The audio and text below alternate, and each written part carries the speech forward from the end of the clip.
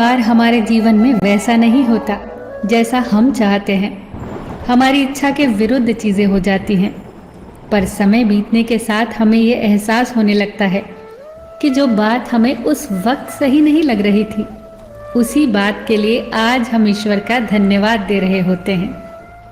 तभी तो कहते हैं कि जो हुआ अच्छा ही हुआ, जो हो रहा है अच्छा ही हो रहा है, और जो होगा वो भी अच्छा ही होगा।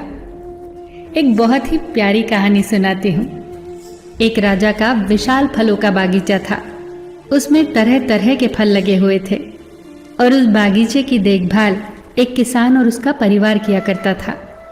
किसान उस बागीचे से तैयार और मीठे फल रोज शाम को राजा के लिए ले जाता।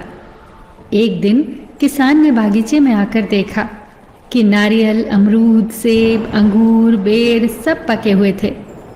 किसान सोचने लगा कि कौन से फल आज राजा के लिए लेकर जाऊं। न जाने उसके मन में क्या आया। उसने अंगूर की टोकरी भरी और राजा के लिए लेकर महल की ओर चल दिया। वो रास्ते भर सोचता जा रहा था। केवल अंगूर लिए, 2-4 सेब, नारियल, अमरूद ही डाल लेता। अलग अलग फल देखकर राजा कितना खुश हो जाता। सोचते सोचते वो महल के बाहर पहुंच गया। उसने अंगूर से भरा टोकरा राजा के सामने रख दिया और थोड़ी दूर जाकर बैठ गया। राजा किन्हीं दूसरे ख्यालों में खोया हुआ था। शायद किसी बात से परेशान या नाराज था। अपने ही ख्यालों में गुम राजा टोकरी से एक अंगूर निकालकर खाता और एक खींचकर किसान के माथे पर निशाना लगाकर मारता। राजा द्वारा फेंका अंगूर जब किसान के माथे या शरीर पर लगता तो किसान कहता, ईश्वर बड़ा ही दयालु है। राजा फिर एक अंगूर किसान की तरफ फेंककर जोर से मारता और जब वो किसान को पड़ता तो किसान फिर कहता, ईश्वर बड़ा ही दयालु है।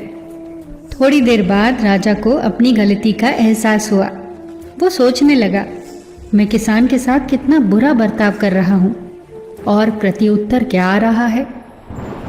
राजा ने किसान से पूछा, मैं बार बार अंगूर फेंककर तुम पर मार रहा हूँ और तुम्हें लग भी रहे हैं, फिर भी तुम कह रहे हो ईश्वर बड़ा ही दयालु है। किसान ने बड़े भोलेपन से उत्तर दिया, महाराज, बागान में नारियल, सेब, अमरूद, बेर ये सब तैयार थे, पर मैं अंगूर लाया। मैं वो सारे फल भी ला सकता था, पर ईश्वर की कृपा से ही मुझे ये भान हुआ कि मुझे अंगूर ही ले